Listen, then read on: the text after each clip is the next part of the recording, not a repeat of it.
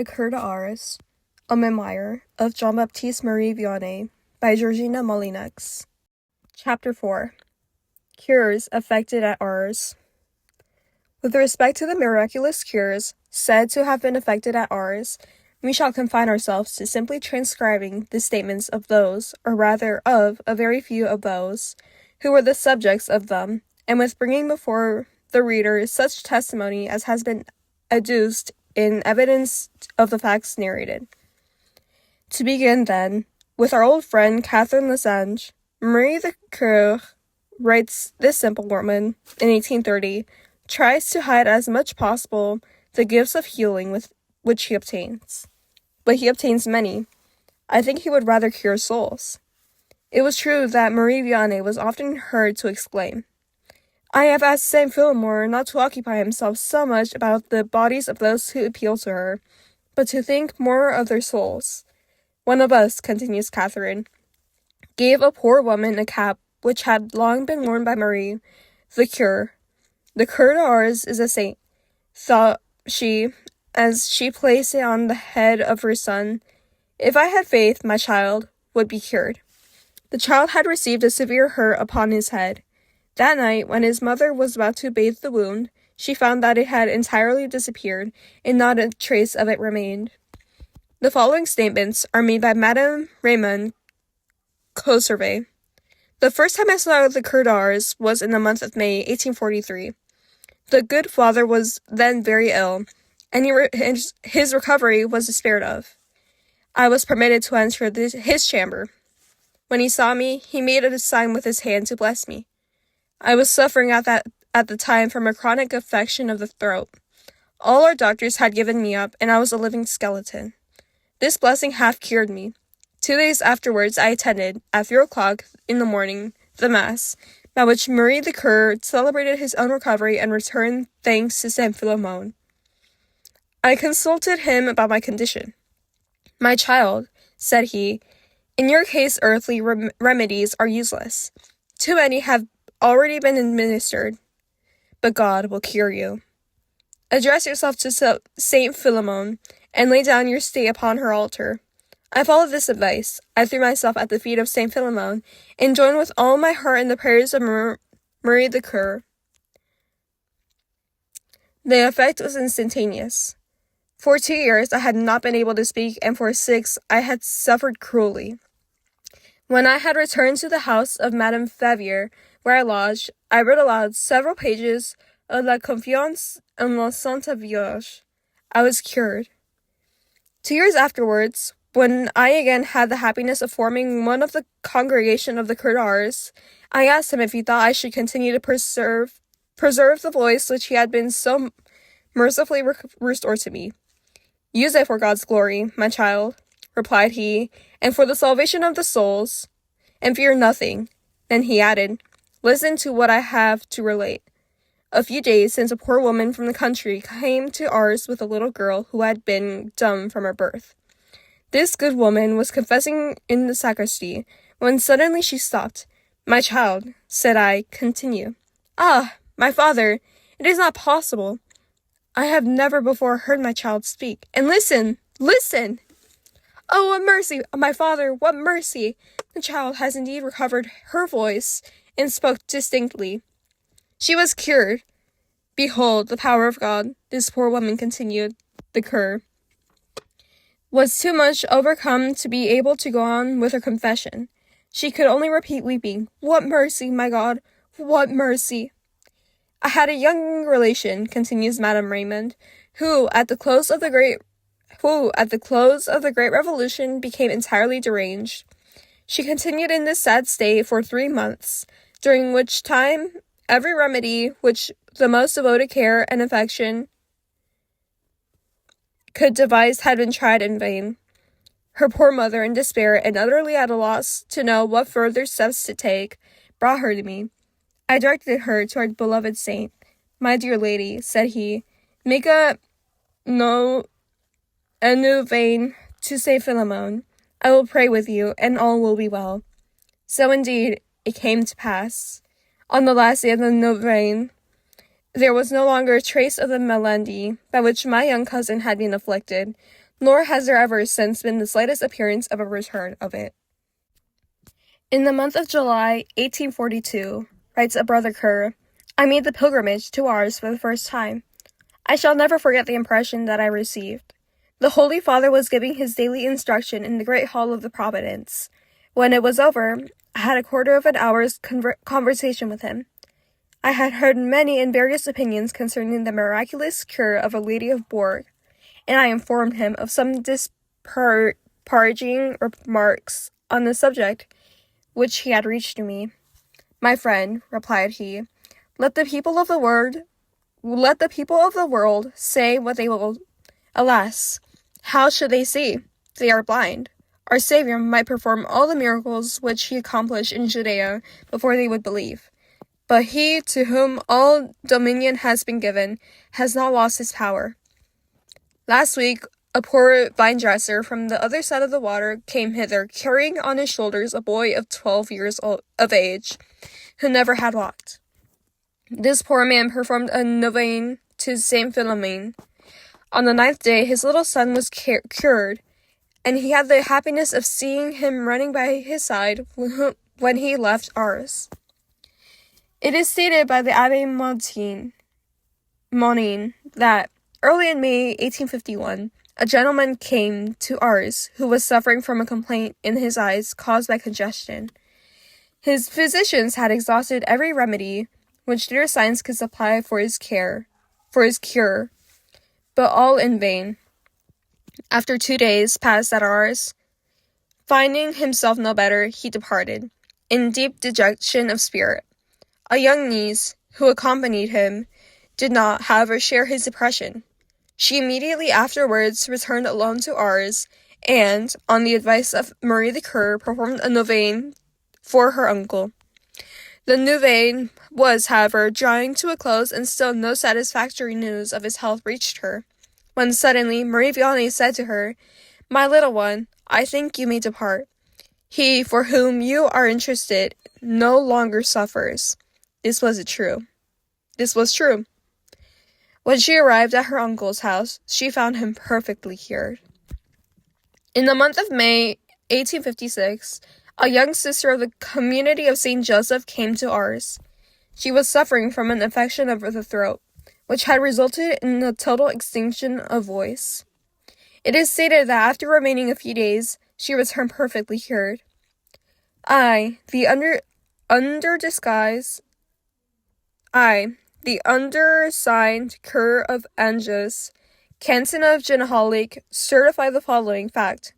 Mademoiselle Marie Valérie Hermione Martin, aged 20 years, novice in the community of St. Joseph, had been suffering for nearly 5 months from a total extinction of voice. She went to her family in order to try the influence of her native air, but without any good result. Having lost all hope from human remedies, she turned her eyes toward heaven. She had frequently heard of the miracles performed at Ars, and she determined to go there. After devoting 2 entire days to prayer, she confessed and received the Holy Communion. On leaving the church, she suddenly recovered her voice, and spoke with as much distinctness as before her illness. I had been in the habit of seeing her constantly up to the time of her departure, in her family, in my house, and in her convent. I was at Ars at the time of her visit there, and lodged in the same hotel with her and her mother. I was present at the Mass, where she received the Holy Communion, and where her sudden recovery took place. 6 priests beside myself were witnesses of this miracle, and have joined with me in returning thanks to Him, who has thus manifested His power and goodness in answer to the prayers of the Venerable Cura de Ars. That day will doubtless form an epoch in their lives as well as mine. J. Secund Cure Angers, September 21st, 1856. I, the undersigned Doctor of Medicine, residing at Bals, Arjek, attest that I have attended Mademoiselle Martin, novice at the convent of St. Joseph, affected with a loss of speech, which resisted various modes of treatment. I began to despair of her recovery and feared her case was hopeless. When I saw her on her return from Ars, she was perfectly cured. I declare that this recovery is inexplicable to me by any natural means. B. Oliver. Falls January 9th, 1857. Reverend and dear brother, I am slow in replying to your request for a certificate verifying the illness and the cure of Madame Domnus. I have seen this lady, and she has spoken to me of a recovery which appears to be entire. Nevertheless, the doctor is not willing to give his certificate, alleging that he has not attended the patient ex officio. Happily, God does not require this attestation to establish his power in the holiness of the venerable Cura de Ars. Jainu. A year after this letter, M. Tokiner, to whom it appears to have been addressed, received the following certificate of the reality of the cure referred to, signed by numerous witnesses. I, the undersigned, declare myself to have been the victim of an affection of the spinal marrow, which was pronounced incurable by the doctors. I went to Ars June 20th, 1857. Marie Vianney spoke encouragingly to me and desired me to perform a novene to Saint Philomene. The day after my interview with this worthy priest, the pain which I had suffered up to that time left me, and I have ever since preserved the use of my limbs.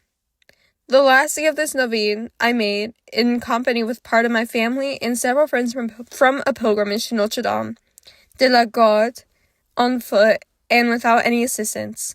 Signed, F. Damas, J. Damas, F. Damas, Constant Merchant, A. Rochebrune, Dominique Carl, Salom, A. Audir, J. B. Godur, Suble, Goderul, J. B. Gautier, A. Ant, Levesy, Marseille. July 3rd, 1858. The undersigned declare that they were well acquainted with this situation of Madame Damas, which has been entirely deprived by an attack of illness of the use of her limbs. They certify that from the time of her return from Ars, she has not ceased to enjoy the most perfect health. March 27th, 1859. We, Jean-Louis Changard, Mayor and President, François Bercourt, Jean-François Julien, Chevalier of the Legion of Honor, Jacques Zizon, Jean Lombard, and Benjamin Pessier, schoolmaster, all members of the corporation for the parish of Montmorin, Canton de Serres, Diocese of Gap in the High Alps, certify and attest that Rose Esric, aged 43, wife of Noe Arnaud, inhabitant of this parish, had from the month of July 1858 completely lost her power of speech. Having vainly exhausted every medical resource, it only remained to her to have recourse to Providence, for which end the said Isiac, full of faith, made a pilgrimage with her husband to Ars, in order to invoke the powerful prayers and intercession of the venerable Jean-Marie Baptiste, Vianney, cure of that parish. On her return from her pilgrimage, and on the third day of a second novene, she suddenly and miraculously recovered her speech, and she has ever since continued to articulate as clearly and as distinctly as before her paralysis. Signed, Jean Lambert, François Julien, Jacques Denzil Périssier, F. Berge, Cure, Jean-Louis Changa, Mayor, No. Amon. We have ourselves seen and heard Rose Esiac at Ars on the day of the funeral of Marie Vianney. She spoke very fluently and was able to give us a detailed account of her cure. M. Mon. On September 9th, 1858, Marie the Cure of Sibet, M. the Cure of Sibet, of the Diocese of Clermont, wrote to the Abbé Tokiner as follows.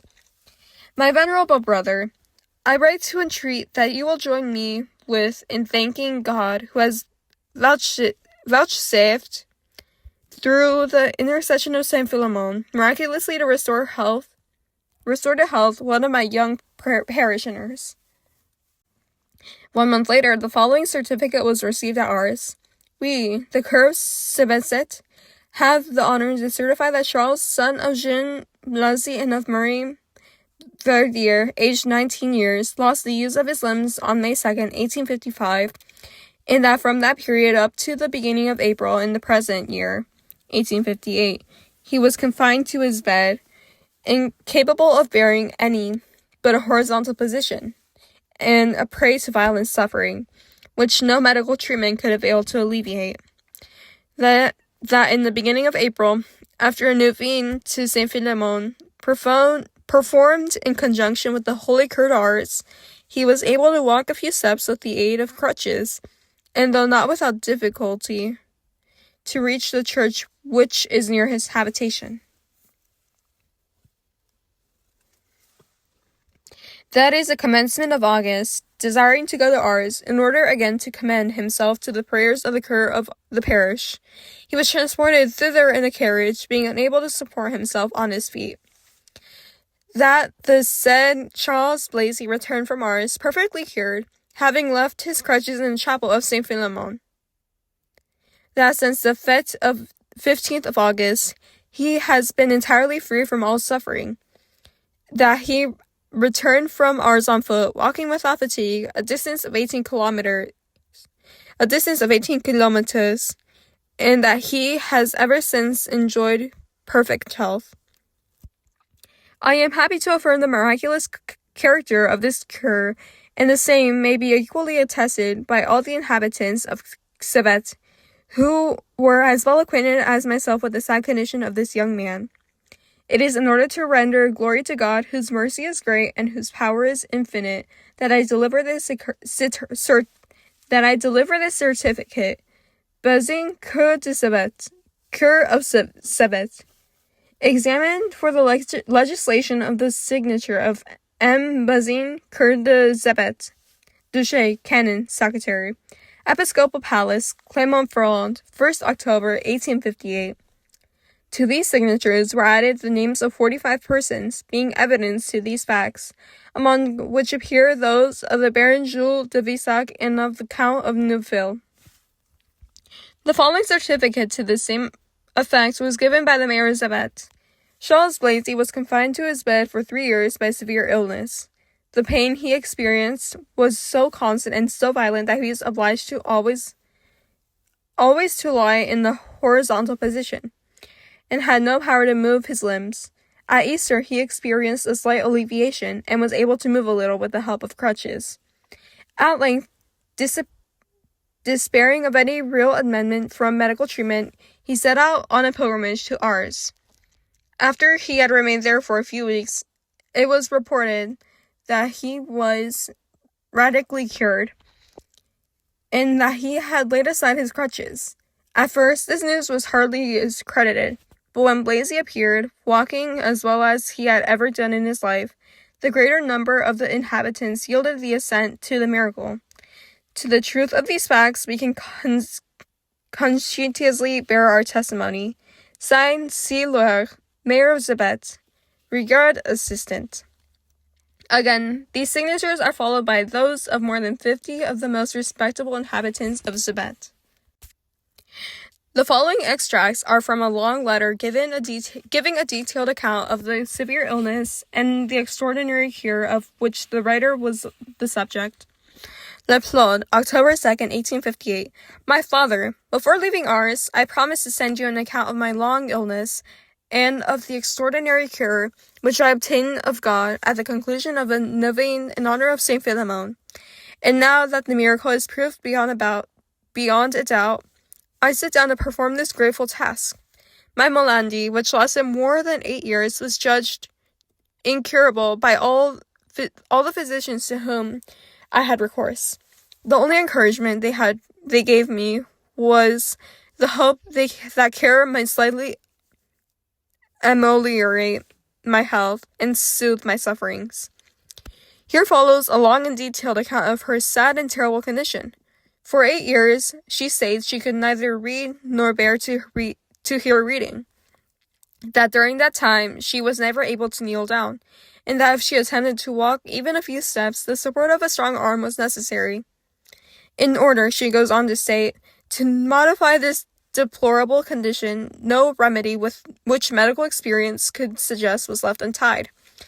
But if science could at times procure me some alleviations, it was powerless to heal, and I had no other resource but in God, no other remedy but patience and resignation.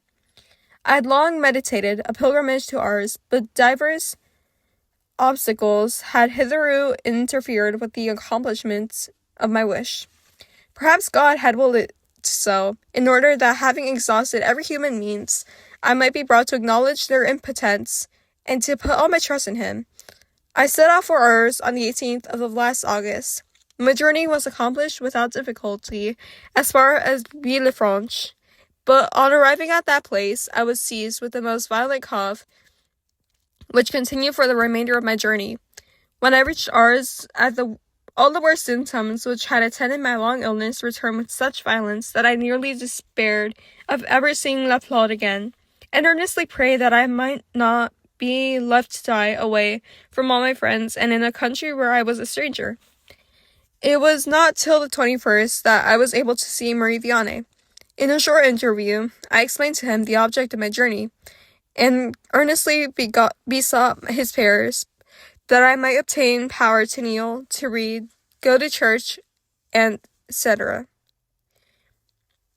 He gave me a medal of Saint Philemon and directed me to perform a novene in honor of that saint. On leaving me, he said, I will think of you. If you have faith, you will be cured. Those last words recalled to my mind those of my Savior. All things are possible to him that believeth. And I prayed to Jesus to increase my faith. The same day I commenced my novene. It was on a Saturday, the 23rd. I was anxious to see Marie the Cure. I passed 7 hours waiting for him. On the 24th, I waited 6 hours. On the 25th, 5 hours. Still, all in vain. But what astonished me the most was that though these prolonged waitings occasioned me to no fatigue. On Wednesday the 27th, I had the happiness of seeing Marie the Cure. I asked him if he thought Saint Philemon would grant me the grace I solicited. Yes, my child, replied he, if you have faith. These graces indeed were not long coming. The following day I was able to kneel long enough to recite the prayers of the novene. On Sunday morning, the day upon which the novene finished, I had the happiness of attending the Mass of the Holy Cure. At the elevation I knelt without difficulty. I felt transported. I then went home to the holy table, notwithstanding the crowd which pressed me on all sides. After the Holy Communion, I returned alone to my place. In the course of this memorable day, I did many things which proved beyond a doubt that the reality of my cure. I walked alone several times. I again and again went to church. I knelt upon the pavement and remained a long time in that painful position. In the morning, I heard a sermon. At 1 o'clock, I was present at the Catechism of Marie the Cure. In the evening, I was at the lecture. It was 8 years since I had listened to any preaching. Full of gratitude for the mercy which had been vouchsafed me, and of course, which I was so unworthy, I commenced on that day a novene of thanksgivings, which continued till the day of my return to La Plaude. Since that time, I have been entirely free from pain, and my strength, which had for 8 years entirely left me, is completely restored. We, the undersigned, certify and attest that Mademoiselle Zoe Pradel, aged 32 years, was seized 8 years since with a chronic nervous affection, which entirely deprived her of the power of movement. That this malady resisted every effort of art, and that the utmost which the science of the most able physicians could effect was a very equivocal improvement in her state. That at last, despairing of any recovery by natural means, the said demoiselle, full of faith and piety, resolved to make a pilgrimage to Ars, in order to solicit the help and prayers of the worthy pastor there, who was venerated by all France. That, at the end of a novene, she was suddenly, and as by a miracle, cured. We have had it in our power to assure ourselves of the reality of this cure, and to prove that the health of the said demoiselle now leaves nothing more to desire. E.V. Rosecure, El Peret Vicar, Le Palude, 21st Décembre, 1858. I, the undersigned Doctor of Medicine, resident at Abington, certify that Mademoiselle Zoe Pradel, aged 32 years, was seized 8 years since by a nervous malady. This malady had plunged her into such a state of nervous irritability that the slightest noise, the least moral emotion, aggravated her sufferings, and still further weakened her muscular power. She could only take a very small quantity of food. She could neither read nor bear to hear reading.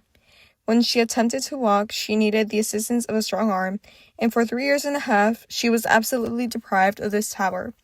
For 6 years, I have known Mademoiselle Pradel in this condition. When, through my care, she experienced some amendment, she was still never able to walk alone, or to kneel down, or to relax in the observance of the regime prescribed. About 6 weeks since, I saw Mademoiselle Pradel on a return from Malone. She was then suffering as usual. Today, she has returned to me in a state of perfect convalescence. This patient, who enjoys all the comforts of the most flourishing health, affirms that her recovery was miraculously obtained in consequence of a neuvaine, performed in concert with the Cura de Ars. Incompetent to resolve this question, I confine myself to the simple statement of the inexplicable change which has taken place in Mademoiselle Zoe Pradel. Bishop Doctor of Medicine, Abington, September 7th, 1858. Such cases as those which we have all adduced, and numberless others of a like nature, made a deep impression on the public mind. Every year, thousands of patients from the most distant countries congregated around the Cura de Ars with a confidence which the experience of 30 years continued to confirm. Marie Vianney received them all with the utmost kindness. He visited, consoled, and encouraged them. He gave them his prayers, his time, and his counsel, but he did not promise recovery to all. The friends of one poor sufferer, whose patience had been long and sorely tired, once endeavored to extract from him some words of encouragement, in order that they might transmit them to her. But they could elect no other reply than this: "It is a cross well placed, but she suffers so severely. Is there no alleviation to be hoped for?" "Yes, my friend, in heaven." When questioned respecting any patient whose recovery he did not expect, his usual answer was, "Patience, he will not suffer in paradise." A poor man who was crippled by palsy, had long waited in vain for his cure at Ars. Still, however, he remained convinced that the will of the cure was all that was needed for his recovery. "But," said he, "his humility spoils his charity." Marie Vianney often went to visit him in his poor lodging. He exhorted, encouraged, and even endeavored to amuse him, but he never gave him the least hope of recovery. "He has no need of his legs," said he, "to go to heaven. He will go there without them." But perhaps he would not have gone there with them. A poor monk was sent to Ars by his superior, who ardently desired his cure. "My friend," said the cure, "we must will as God wills. He wills for your sanctification. Through the exercise of patience, you will see at the hour of death that you will have saved more souls by this sickness than you would have done by all the good works which you might have performed in health." The monk's superior, however, was not discouraged. By his order, the patient returned to Ars 2 years afterwards. No, again insisted Marie Vianney. "You will remain in this state. You are more useful to your congregation. You will do more good. You will save more souls." On the sick man's companions remarking that his superior had great need of his services, the cure made a gesture which seemed to say, "God has need of no one," and he added, "Il faut voir les choses en Dieu. Il faut entrer dans la voie de Dieu." Thank you so much for joining me in reading this 4th chapter on the Cura de Ars. I really hope all of you have a great day or a great night, and we'll see you next time. God bless. Gracias por vernos. Suscríbete al canal de Misión Ruah YouTube ahora para que podamos seguir difundiendo la misericordia de Jesús en el mundo entero. Y no te olvides de compartir, darle un me gusta, comentar y suscribirte al canal para ser un misionero Ruah más.